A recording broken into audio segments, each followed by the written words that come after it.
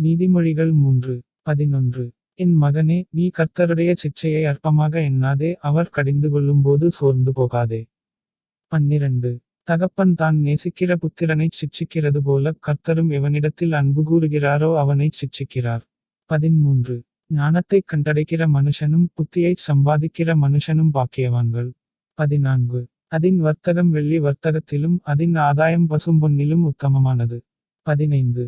முத்துக்களைப் பார்க்கிலும் அது விலையேறப்பெற்றது, நீ இச்சிக்கத்தக்கதொன்றும் அதற்கு நிகரல்ல. 16. அதின் வலது கையில் தீர்க்காயுசும் அதின் இடதுகையில் செல்வமும் கனமும் இருக்கிறது. 17. அதின் வழிகள் இனிதான வழிகள், அதின் பாதைகளெல்லாம் சமாதானம். 18.